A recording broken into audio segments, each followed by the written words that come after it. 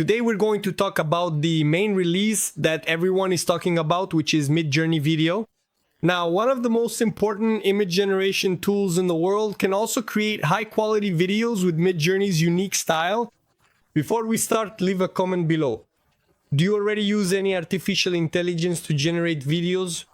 Another thing, do you already make money using artificial intelligence? Let me know in the comments. I want to hear from you. I've brought in one of my favorite experts, okay? At the end, I'll leave the link to his channel. Make sure to subscribe. It's really worth it. Let's talk about this because out of my 12 channels, 9 are monetized, and on 3 of them, I use artificial intelligence in every video. These channels are focused on generating cinematic videos and animations, okay? Let's get straight to it. 3, 2, 1, go. Well, it's kind of hard to believe I'm saying this, but yes, the Midjourney video has been released and it's truly impressive. Today, we're going to take a look at how it's doing, some problematic points especially regarding the pushback, some interesting tips and tricks, and what's coming next for Midjourney video. Plus, I took a look at the upcoming creative video upscaler from Topaz. It's really cool. To start, yes, Midjourney video is now available. So, besides being really good, it's a lot of fun. Now, a few tricky points right off the bat. As we mentioned in a previous video, Midjourney was looking to keep video generation costs low. That's a welcome break from the rising cost of video generation, but it comes at the expense of much lower video resolution. Let's take a look at that when we start checking in from Las Vegas with our man in the blue suit. Most artificial intelligences generate at 720. There are AIs that generate as low as 480, but let's stick with 720. Just a handful generate at 1080, which is already full HD. Now let's take a look at Midjourney's resolution. For cell phone screens, let's say 720 is excellent. But what happens is that a lot of people are now watching videos on their computers, including on my YouTube channels. There's already been growth where for some channels, television is now the main device or the second most used between cell phones and TVs, with computers always coming in third. So if someone is watching on television HD, which is 720, or full HD, which is 1080, already ends up being a bit of a drawback. On a cell phone, 720 is totally fine, and so is 1080. So, starting with an image from Midjourney, it looks like one of those tacky wedding chapels in the middle of Las Vegas. I wonder what's going on here. We have an automatic feature in lower high motion, which basically generates a video based on what Midjourney sees, or the manual mode that kind of lets you control the prompt a bit more. Let's dive into that. For now, let's go ahead and select automatic low motion. And we get, well, what we'd expect, something like a 5-second drone shot. It looks pretty solid. Now, as a note, what we're seeing here is an upscaled video. I took this footage and ran it through Topaz, not the creative upscaler, just the regular one, mainly for presentation purposes. Because, well, the Midjourney model only generates video at a raster size of 480. What solution did it provide here? That's really interesting. You can pay for artificial intelligence that's really good with video, that doesn't hallucinate, and that lets you create professional level motion, and then you use an AI upscaler, in other words, to increase the resolution. From there, you can upscale to 1080, to 2K, to 4K, and even to an incredible 8K, which in this case is what Topaz is offering. I'll leave the link in the video description along with his channel. Yes, this is the actual size of the video. And look, I'm not upset about that. Yes, now this is a case where you have to bring your own upscaler. But if that's the solution for the middle of the journey, keeping costs low, I support it. Alright, let's head to that chapel. Wow, it's not our man in the blue suit, it's our woman in the red dress. And she seems to be marrying a man in a green tuxedo. Interestingly, here in the prompt, I noticed that she's feeling apprehensive about marrying him. So if we scroll down to animate the image and just use the automatic option, in other words, it will simply take the image and start applying movement to it. And we'll do this in low definition. We'll end up with this as an output, which I find very interesting, considering that, again, I think it's doing more than just analyzing the image and animating it, since she really does look apprehensive. Just to analyze, guys, look at this. The woman turned out perfect here. Her movement. The man, if you look, his eyes are still in that uncanny valley concept, right? It causes a certain discomfort. It doesn't look real. It seems like he's just staring into nothing, like he has no soul, so to speak. Of course, here, if you look, compared to the woman whose movement is better, there's some lighting reflecting in the eyes, right? And it's good that it's in both, because if it were only reflecting in his eyes and not in hers, then it would look even stranger. Let's take a look here now, okay? Let's go back here and then you can see what I was talking about. Let's see here. Going back here, look at this. In fact, he even tries to blink but doesn't go all the way. See, he kind of blinks but doesn't actually close his eyes, right? Which isn't normal these days, right? Actually, it's never been normal, right? When you blink, you end up closing your whole eye, right? But anyway, let's continue with the analysis. Considering that she really does seem apprehensive, so he's definitely picking up cues from the prompt. Meanwhile, our guy in the green tuxedo is like, really, now with my whole family here, really playing around with manual mode. Here's another image I generated from the same set. Our guy isn't exactly in a green tuxedo, but it'll do for now. If we scroll down to manual mode here, I'll just click on low definition again. Our image ends here, or at the initial frame essentially, and I'll just change the prompt to the woman runs away. Let's roll this, and now we have a runaway bride situation. Our man in the blue suit must be breathing a sigh of relief, unless he's just standing there playing the slot machines. One of the coolest things about Midjourney Video is that it generates up to 4 videos for you at a time. And I usually find that at least one of them is something you're looking for. In fact, it usually comes down to a little debate between 2 of them. One area where Midjourney Video really stands out is, ironically, with hands. Yes, I noticed that in our first look video. It's doing a great job with hands. I mean, you could complain a bit about the slightly elongated thumb, but I think the important thing here is that the fingers don't turn into a smoky jelly spider that's going to haunt you for the rest of your life. But going back to the prompt, one of the things I'm really enjoying is going back and finding all the generations and just letting it run automatically on low or high motion. What's interesting here is that it often captures things that were in your initial prompt, but your image didn't provide. For example, in this prompt we had a sword in the hand, but the initial image didn't have a sword. So, what's going on here, guys? In video mode, you have first a small animation and a bigger animation, okay? But then you have automatic and manual. So you choose whether you want little or a lot. That is little or a lot of movement. Then you select whether you want it automatic or manual. When you set it to automatic, Midjourney will analyze the prompt that created the image to see if there are any hints there and will make some decisions. Now, if you bring in the image externally, then Midjourney will have to figure it out on its own. And in manual mode, you can go into the original prompt of the image and make some changes, or you can erase everything and write it however you want. It requires a greater mastery of prompt engineering, as we say. I always say this, it's basically like if you had a company and you were talking to your employee. When you're with your employee, if you hired them, it's because technically they're good, they know how to do the job. But if you don't ask properly for what you want, if you don't know exactly what you want and don't communicate it well, you won't get good results, because if they don't understand what you want, they won't deliver what you expect. It's the same thing with prompts in relation to artificial intelligence.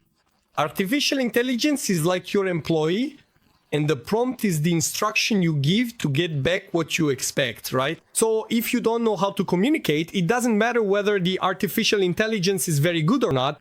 Let's continue here. So by playing this in slow motion, we now have a video of our guy taking on a challenge that I don't think he'll be able to accomplish. The character's movements and emotions are incredibly accurate. For example, our Viking guy here is clearly shouting Valhalla as he marches toward what will probably be his doom. Another example of this rock-solid movement is with our cyberpunk grandma John Wick here, about to destroy a store. Now, I'm not gonna say it's always perfect. Yes, there's a bit of a stuttering step there, with our long white-haired cyberpunk woman walking down a cyberpunk street, although that sounded a bit more like Northern Canada, but bene. One thing I liked, which is only in Google VEO3, I've already brought some videos about it here on the channel, and I'll leave a playlist here with both the other Midjourney video and also some tests, some videos of Google VEO3, which generates sound, which generates, well, speech. What makes this impressive? Maybe Midjourney will add it in the future.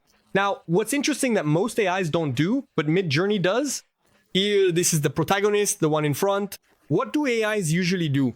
The NPCs, the supporting characters, so to speak, or the AIs blur the background here, which ends up hiding some mistakes, right? Or what they actually do is simply not care. And then, let's say sometimes she's walking forward here, they're walking like in reverse, taking steps backward, or one is walking forward and the other is going backward. You end up with one person coming out of another, or suddenly someone appears coming out of the ground. So what happens? It hallucinates in the background while the foreground turns out really well. Now with Midjourney, if you look here, they're walking, right? Notice the people in the back here, how they're behaving. They're behaving naturally. Look at that. Even the people who appear from off-screen and are about to cross paths with her are also walking naturally. Let's take another look here. Look at that, it's really good. Now, some people are about to show up here. So, really cool. It's working super well, very competently.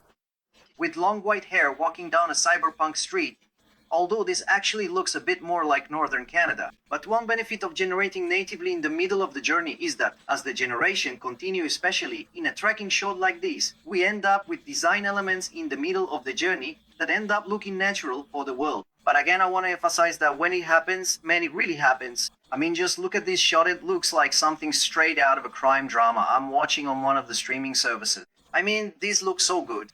I don't even care that there's a production assistant running over there. That kid's going to get fired by the end of the day. Speaking of movement, checking out our Kung Fu fight sequence is always a fun test I like to do here. Not bad. I mean, again, it's not perfect, but there's a lot of good stuff here. The main difficulty for AI is W, when there are fast scenes, right? So in this case, it's fighting or running, a car chase, someone doing some extreme sport, but fighting it's complicated because besides the choreography needing to be really good, it ends up hallucinating, right? Google 5.3 handled it really well, okay? But it's still not perfect. It's halfway there.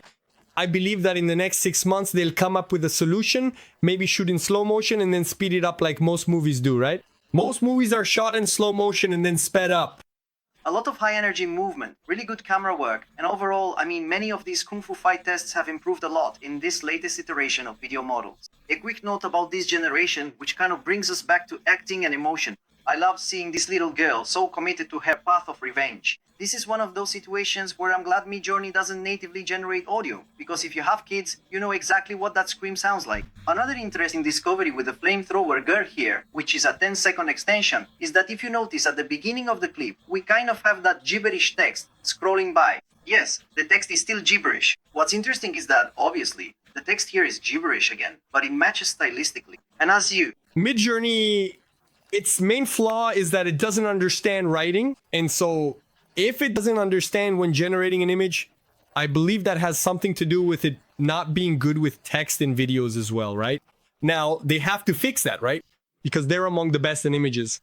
Right now, it's in second place because Flux Contest with a K is by far the best. It surpassed ChatGPT, it surpassed Midjourney.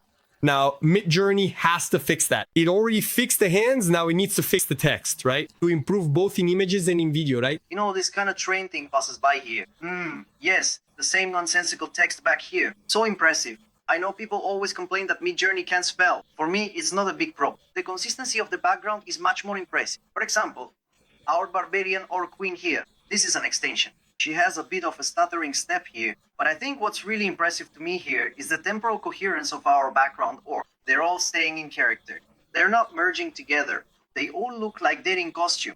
The word merging, that's exactly what I mentioned a few seconds ago. It was that the coherence on the background side is really good. Before moving on to the stylized output, which is where I think this model really shines, I just wanted to point out that you can create new things within the extensions.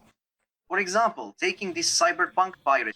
So, merging my love for pirates and cyberpunk, if we go down to just a simple hand movement and add the prompt to pan left and reveal a cyberpunk pirate ship, we actually get our pan to the left and to a cyberpunk pirate ship. I didn't spend much time requesting details about this, but you know, we got it. Moving on to stylized and animation type outputs. This was something I noticed at first glance that I thought this model would really excel at, and it did not disappoint. Take for example this animated output of a character lost in the dark forest, adapted from a French fairy tale in the public domain. Guys, there's a video of mine, right? It's in 2 parts, okay? And it talks about the applications of Google's VEO3 for 2D animation, 3D animation and all their variants. For 2D, there's Disney, comic books, and several other applications. And in 3D, we have Pixar, Illumination, and we also have games. So I'm gonna leave the recommendation here for you. Take a look later so you can make the comparison. And comment below if you want me to bring to the channel a comparison between Google VEO3 and Midjourney Video. Leave a comment because I want to know, okay? Let's go. One area where I think the model performs extremely well is with this kind of hybrid CGI stop motion animation, kind of looking like extravagant fairy tale stuff. This looks great. And I have to admit that even in imperfect generations, like here, a sword kind of appears out of nowhere, and whatever it is, our bee and hummingbird characters back here aren't moving. The amazing things you should focus on here are the character itself, the movement, and the consistency of the style. So, as always, it might lead to some repetitions or a need to switch to any of the editing tools available to us in Midjourney. But, you might end up with something like a Mad Hatter here as well. This is incredibly good. A different style, but equally impressive here. We've shown the girl playing guitar here once or twice on the channel. One thing I always notice when playing guitar is that you'll often see the fingers become, real fingers, or the guitar turns into a real guitar. Here, we're maintaining stylistic consistency. It's really impressive. The movement here is also very solid. Another result here in a more modern animation style. Yeah, man, I don't have much to say about this except that it looks amazing. Another interesting point about extensions is just letting it roll and seeing what happens. For example, in an initial video output here, we ended up with this, which, to be honest, I didn't expect. I didn't expect the tree to turn into a biomechanical creature. I thought, well, what's gonna happen here? So I just hit an extension, and to my surprise, well, they ended up hugging each other, which I didn't expect. Guys, some cool news. Now we have our own members club. If you're at level 1, you'll get videos with priority. And in addition, I'll also respond to your comments more quickly with priority as well. Now, if you're at level 2, what's interesting about that? There are exclusive videos for members. And in addition, you can now make posts on our channel. You can go there and post whatever you want, including images. It's really cool. I'll respond with priority. So you can ask there maybe for feedback on a project of yours or a video where you'd like my opinion. So a bit of consulting on something you posted, level 2 members have this exclusivity, okay? So right below the video, there's the join button. Besides supporting the channel, I'll be helping you too, all right? There's also level 3 and all the information is there as well, okay? Continuing on here. It's kind of adorable, and I think this shows something very interesting about the intermediate journey video model. I realize we're always looking for absolute control, but when you let it do its thing, it can really surprise you with some pretty interesting results. Wrapping up with some tests. Interestingly, using only V4 and V5 mid, about a week before the launch, it was noticed that the model actually seems to prefer V4. And that's good news for me, because I loved V4. So, starting with this image, it's very reminiscent of Ridley Scott's historical fiction from the 1980s. We ended up with this as the result, and that's pretty stellar. Yeah, God, the amount of disdain our king here has. We can hardly wait to see his head chopped off at the end of the movie. But one of the things I love about this is that it really retains a lot of that grain and color desaturation from films of that era. Like, this looks really good. Another test. Imagine when Midjourney, which doesn't have a release date, yet manages to add dialogue. Because now, what do you have to do? You have to use another AI to generate the voice here, right? And then another AI to do the lip sync, and yet another AI for you to generate the background sound. Whereas with Google VEO3, you can do all of that as long as you describe it in the prompt. Let me give you an example of a video I posted recently, okay? Depending on when this video comes out now, maybe it was 24 hours ago. So if you go to my channel, AI Cinema, I posted a Spider-Man video, and everything you see there I made with Google VEO3. Look how interesting that is.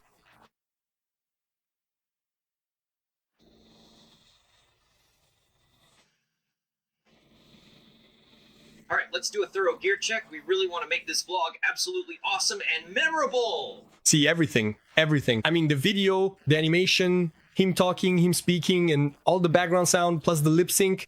And here, it wasn't from an image, it was from text, which isn't even available yet in Midjourney. In other words, I didn't even need to create that image. I wrote a really complex, really big description. It has a structure, but it produces this amazing result.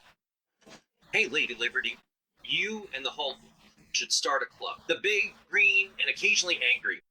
But you've got a much better pose. Hey, everyone. Yeah, it's me. Hey, train safe. Relax. Trying to find the chameleon here is impossible. Is he Mickey? Goofy? With his terrible fashion sense, my money's on Donald Duck. So go to the AI Cinema channel and subscribe there. Comment below what you thought of Midjourney video. Do you think it's going to take over? Will it surpass Google VEO3? Or maybe not surpass it, but it's worth it for Midjourney's unique style. Also comment below if you already use any AI to make money or if you don't but are interested, okay? Remember, become a channel member at level 2 for priority responses to your posts in the community, all right? To watch the other Midjourney video with more tests as well as the videos about Google VEO3, I'll leave those recommendations for you to keep watching with me, all right? I'll see you in the next video. See you soon!